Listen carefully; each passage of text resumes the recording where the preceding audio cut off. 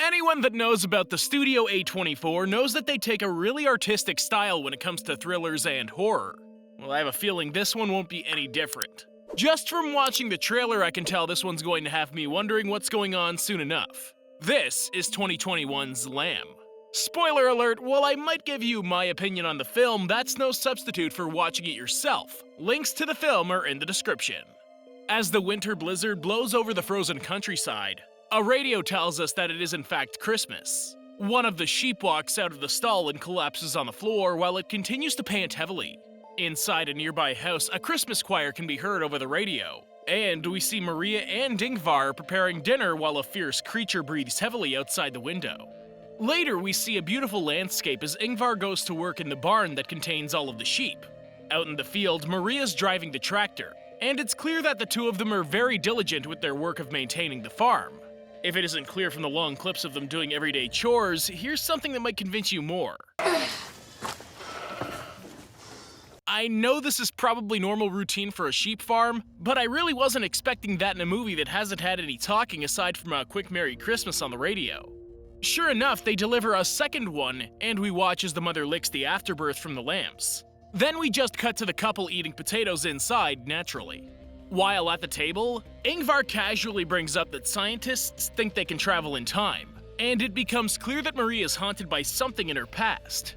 Ingvar, on the other hand, is perfectly happy in the here and now, and he seems to be looking forward to the future. Later, Maria goes to check on one of the pregnant sheep in the barn.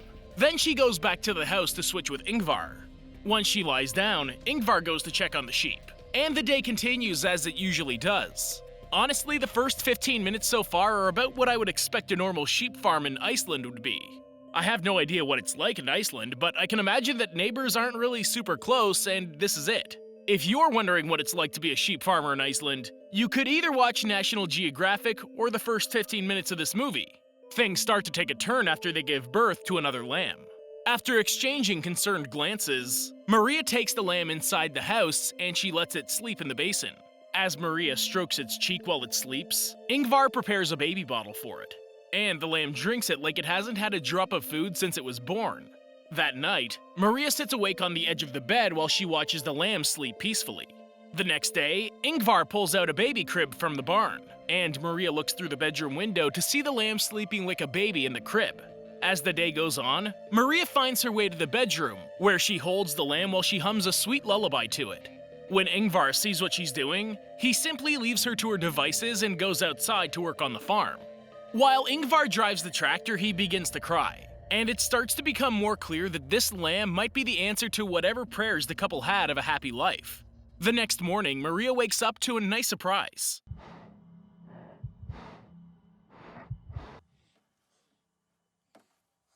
Okay, more happened in 10 seconds here than's happened in the entire first 30 minutes. 1. Do sheep breathe through some weird chest cavity like that I never knew about? All of the wool was parting as it was breathing.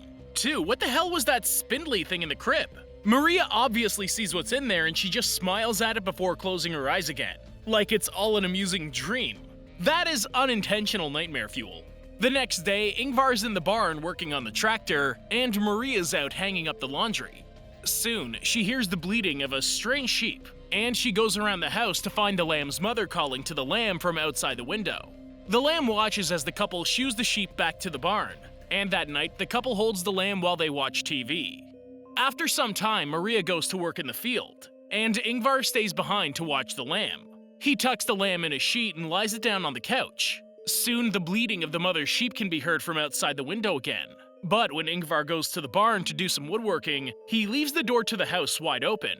I'm sorry, you're in the middle of the mountains in Iceland. I can't imagine there isn't much else to hear. So how do you just ignore the bleating of a sheep outside your window? All of the other sheep are locked up in the barn, and this sheep keeps getting out and bleats under the window obnoxiously. When the couple gets back inside, Maria searches for the lamb, but she isn't on the couch where Ingvar left her. We also find out that they've named the lamb Ada. After they realize that Ada isn't in the house, they go to check by the river and in the barn.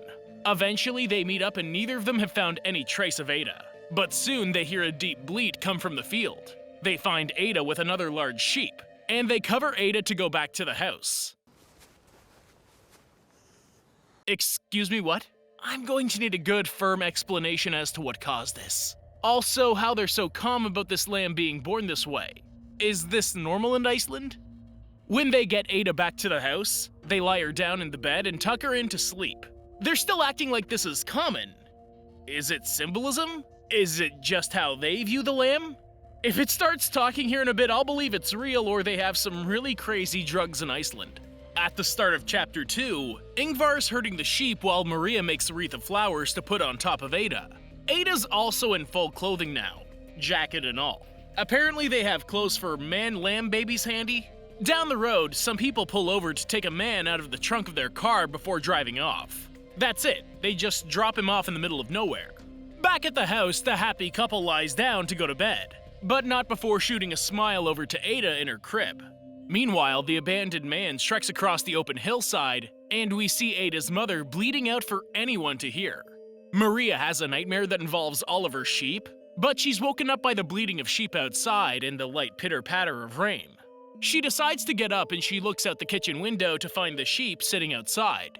Maria goes to get the gun from over one of the doors and she goes outside to deal with it. Without hesitation, she shoots the sheep and drags it off. I mean, all it was doing was getting loose and sitting outside the window. She couldn't just lock it up somewhere else? Somewhere it couldn't keep getting loose? Not to mention, she just buries the sheep in the rain.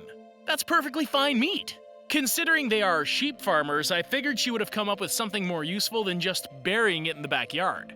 Meanwhile, the abandoned man watches her from around the wall, and she goes inside to clean the blood off of her. Later on, the man's seen lying on a couch in the barn, and he's woken up by the sounds of the tractor firing up. When he comes outside, it turns out that Ingvar knows exactly who he is. He welcomes him inside for breakfast, and it turns out that he's actually Pétur, Ingvar's brother. When Ada comes in to join them, Pétur becomes a little speechless. I can't really blame him. This little hybrid comes in and pops a squat at the table to eat with the rest of them. Then it hops in the tub with Maria and plays around with her. Something's off, and I feel weird for being one of the only ones to think that right now. Eventually, Pétur asks Ingvar what's going on, and Ingvar simply replies that this is happiness. Maria brings Ada in to say goodnight to Uncle Pétur, and he tries to talk to Ingvar about it. Ingvar seems to get that something's abnormal, but he refuses to let anyone come between his new family. When the happy couple lies down, Maria asks about Pétur, and Ingvar explains that he probably owes people money. He doesn't really know how long he'll be staying, but they put him to work come the next morning. Meanwhile, Ada goes to ponder at the river, and the family dog seems a little confused by Ada. When the family finishes working, Ingvar calls to Ada, and he goes to retrieve her. Back at the truck, Maria and Pétur stop to eat some lunch, and Pétur makes a move on Maria. He tells her that he saw her in the bath the day before, and he thinks it's disgusting how they're playing house with an animal like Ada. I'm not saying that this thing is human, but something about how Pétur treats it makes me want it to be what he says it isn't, if that makes any sense. Whatever Pétur's saying Ada isn't, that's what I want her to be now. I just don't like him. Once Ingvar spots Pétur feeding Ada like this, he becomes furious and carries Ada away from him. Later, while the couple sleeps, Pétur sneaks into their room and takes Ada out of the crib. He takes Ada to the field and he brings the gun with him. Pétur takes Ada to a clearing and he points the gun at her in preparation of fire. Suddenly, we cut back to Maria, who's waking up, and she senses that something's off. After she gets up and sees that Ada isn't in the crib, she wanders the house and calls for Ada. When she gets to the other room, she spots Pétur holding Ada, and they're both sleeping. I can honestly say that I don't know what to expect now. It's not often that I'm at a complete loss for the future direction of a film, but at this point I'm just watching it to find out. I love it. At the beginning of chapter 3, Maria sighs a sigh of relief as she visits a grave for another Ada that came before. After saying her respects, she takes Ada by the hand and shows her the grave. Later, Ingvar reads Ada a goodnight story. Then suddenly he imagines running through an empty marsh while searching for Ada. Later on, the happy couple watches from the kitchen window as Pétur takes Ada for a ride in the tractor. Pétur takes Ada out on a boat to catch some fish, and he tries to strike up a conversation with her. As Pétur's fishing with Ada, Ingvar and Maria are getting a little more personal back at the house. It's almost as if a flame's been rekindled. This isn't a full sex scene, and I know this is supposed to be a moment of grasping the spark in the relationship, but this is one of the more weirdly awkward sex scenes I've seen in a while. There's nothing wrong with it, it just feels off. It's almost like they've never done it before. I can't describe it right, but you'll see for yourself here. It just makes you feel awkward for watching it when it's done. As Pétur and Ada head back in the tractor, it breaks down on them, and they end up walking all the way back. Ingvar and Maria are at the table playing cards, but there seems to be a little tension between the two brothers when Pétur mentions that the tractor broke down on them. The four of them sit to watch the game later on, but Ada isn't too comfortable being around them screaming like that. Ada eventually comes back, and Maria puts on a tape that has Pétur's music video. Now I'm getting a little more confused. Ada's kind of starting to look a little cute now? Oh, dear God, what was that thing reflecting in Ada's eye? I take back what I said a second ago, none of this is cute. And there's no way this will be a happy ending. Did you see that thing? Ada runs back inside, and after looking at itself in the mirror, it crawls into bed with Ingvar as he drunkenly passes out. While Ada lies there, she looks at a picture of sheep being herded on the wall, and the bleats of the sheep can be heard in her mind. In the kitchen, Pétur makes another move on Maria, and she stops his advances as she cleans up all the alcohol. Suddenly, Pétur asks Maria if Ada knows that she killed her mother. That feels like a low blow, but it worked. Maria brings Pétur into the other room and starts getting hot with him, only to lock him up in his room. I'm not really seeing how this is gonna solve any of the problems. The house is anything but soundproof, and he'll still just blab once everyone wakes up. Maria sits to play the piano, and she drowns out the banging and yelling coming from Pétur's room. When she stops playing, she hears a thud come from outside, and she goes to investigate. She doesn't go far, but she decides to go back inside and closes the front door. After checking on Ingvar and Ada, Maria goes to wake up Pétur, and she tells him that they're leaving. Maria and Pétur take off in the car, and back home, Ingvar wakes up looking for everyone. Him and Ada sit down to eat breakfast, as Maria pulls over in the middle of nowhere. When Pétur and Maria get out of the car, they already understand that Pétur needs to leave. Maria explains that Ada's a new gift and a new beginning, and he agrees. Just shoot him and be done with it. Could you really trust Pétur in the long run? Apparently she does, because he catches a ride on the one bus that happens to roll through. Convenient bus schedule.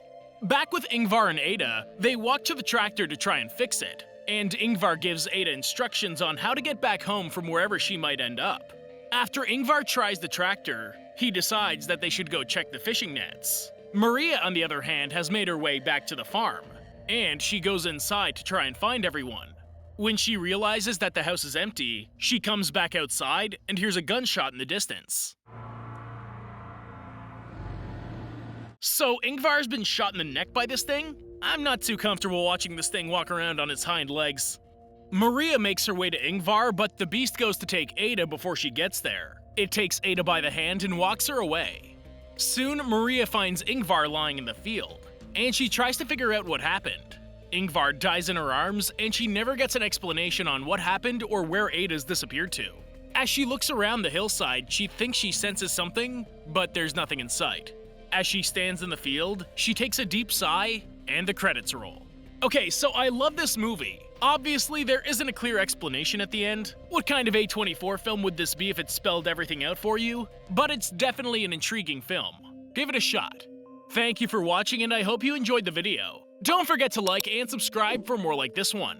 Comment what you think I should watch next, and I'll see you in the next video.